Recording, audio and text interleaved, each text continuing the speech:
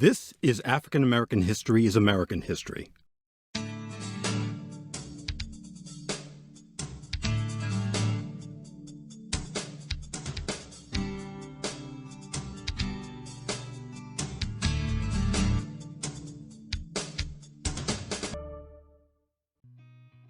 Born October 6, 1917, in Montgomery County, Mississippi, the 20th and last child of sharecroppers Luella and James Townsend, Fannie Lou Hamer would grow up to become one of the strongest warriors in the fight for voting rights. Growing up in poverty, young Fannie Lou Townsend joined her family picking cotton at the age of 6 on the W.D. Marlowe plantation. She loved to read and excelled in spelling bees and reciting poetry. But at the age of 12, she had to leave school to help her aging parents. By age 13, she would pick 200 to 300 pounds of cotton a day. In 1944, she married Perry "Pap" Hamer, a tractor driver on the Marlowe plantation, and they remained there for the next 18 years. The couple remained on the Mississippi plantation owned by W.D. Marlowe until 1962. Because Fannie Lou Hamer was the only worker who could read and write, she also served as plantation timekeeper. In 1961, while having surgery to remove a tumor, Fannie Lou Hamer, who was 44 years old at the time, was also given a hysterectomy without consent by a white doctor. Sadly, this was a frequent occurrence under Mississippi's compulsory sterilization plan to reduce the number of poor blacks in the state. This was a common practice throughout the South in the 1960s.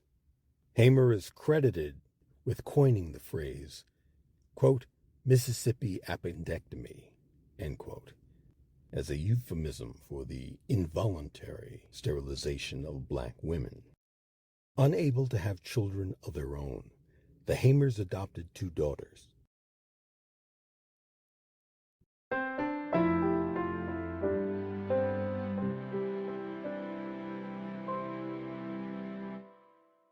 This is African American History is American History. Fannie Lou Hamer was a woman of faith, but she also knew that faith alone was not enough to end racial injustice in America.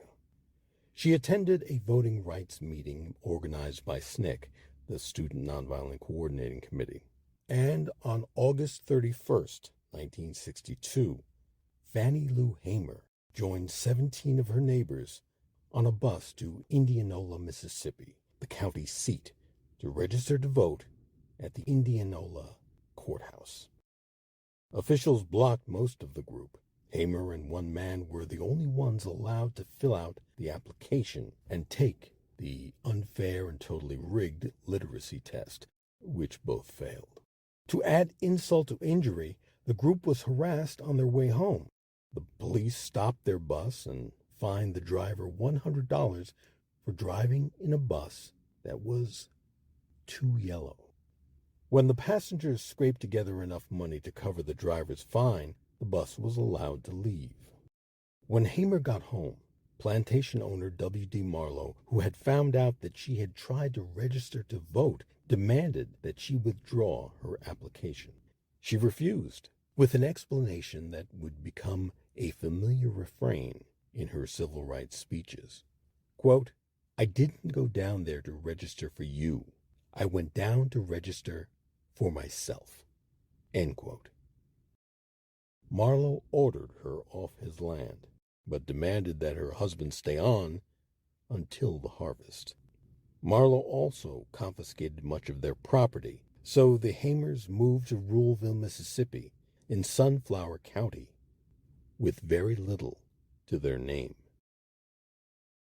On September 10th, while staying with friend Mary Tucker, Hamer was shot at 15 times in a drive-by shooting by racists. No one was injured in the event. I'm Mrs. Fannie Lou Hamer, and I farmed on the Marlowe plantation for 18 years. I had charge of keeping up with the time and paying off, and I went down the 31st of August to try to register. And after I had gotten back home, Mr. Marlowe told me that I would have to go down and withdraw my registration or leave because they wasn't ready for that in Mississippi. And I said, Mr. Marlowe, I'm trying to register for myself. So I had to leave that same night after I had gone down in August. And then I spent one night with Mrs. Tucker, and after about 2 days in September, they shot in the house 15 times, thinking that I was there. The next day, Hamer and her family evacuated to nearby Tallahatchie County for 3 months, fearing retaliation by the Ku Klux Klan for her attempt to vote.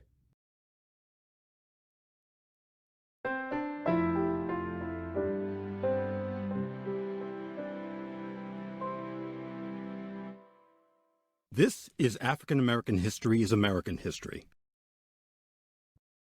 On June 9th, 1963, Hamer was returning from a voter registration workshop by the SCLC, the Southern Christian Leadership Conference, in Charleston, South Carolina. Traveling by bus with co-activists, they stopped for a break in Winona, Mississippi. Some of the activists went inside a local cafe, but were refused service by the waitress. Shortly after, a Mississippi State Highway patrolman took out his billy club and intimidated the activists into leaving. One of the group decided to take down the officer's license plate number. While doing so, the patrolman and a police chief entered the cafe and arrested the entire party. Hamer left the bus and inquired if they could continue their journey back to Greenwood, Mississippi. At that point, the officers arrested her as well. Once in county jail, Hamer's colleagues were beaten by the police in their booking room, including a 15-year-old June Johnson, for not addressing the officers as sir. Hamer was then taken to a cell where 2 inmates were ordered by the state trooper to beat her using a baton.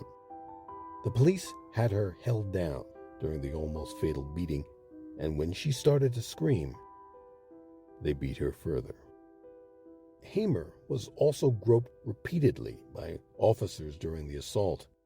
When she attempted to resist, she stated that an officer, quote, walked over, took my dress, pulled it up over my shoulders, leaving my body exposed to 5 men, end quote. Another in her group was beaten until she was unable to talk. A third, a teenager, was beaten, stomped on, and stripped. An activist from SNCC came the next day to see if he could help, but was beaten until his eyes were swollen shut when he did not address an officer in the expected deferential manner.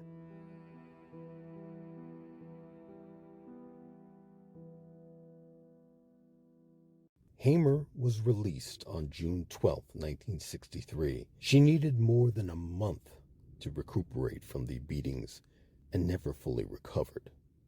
Though the incident left profound physical and psychological effects, including a blood clot over her left eye and permanent damage to one of her kidneys, Hamer returned to Mississippi to organize voter registration drives, including the 1963 Freedom Ballot, a mock election, and the Freedom Summer Initiative the following year. She was known to the volunteers of Freedom Summer as a motherly figure who believed that the civil rights effort should be multiracial in nature.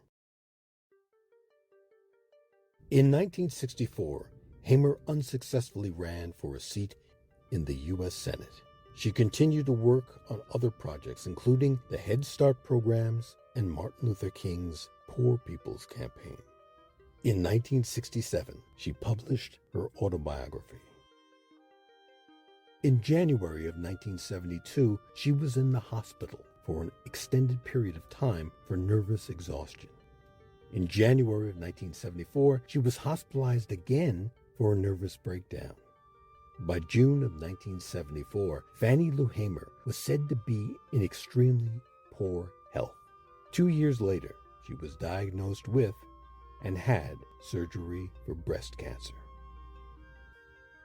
Fannie Lou Hamer died of complications from hypertension and breast cancer on March 14, 1977, in Mont Bayou, Mississippi. She was only 59 years old. She was buried in her hometown of Ruleville, Mississippi. Engraved on her tombstone is one of her most famous quotes. "I am sick and tired of being sick and tired." Over 1,000 people attended her memorial service, and her eulogy was delivered by Andrew Young, then U.S. Ambassador to the United Nations. Young said at the service, quote, "None of us would be where we are now had she not been there then," end quote.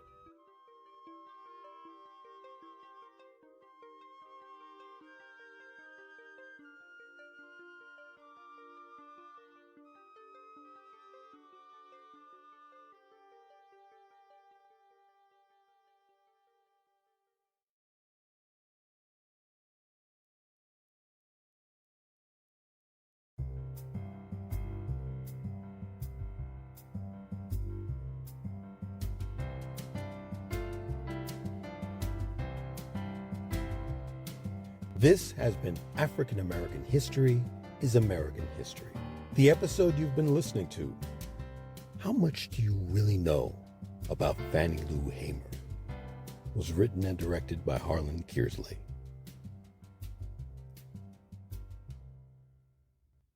I'm Harlan Kearsley. Thank you for listening. And if you haven't done so, please subscribe to the channel. Now remember, it's free. And once you hit the subscribe button and the little bell icon, you'll be notified as soon as new episodes are posted.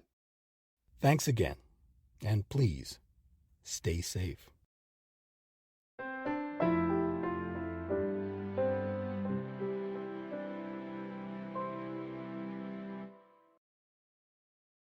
African American History is American History. Copyright H.C. Kearsley, 2024.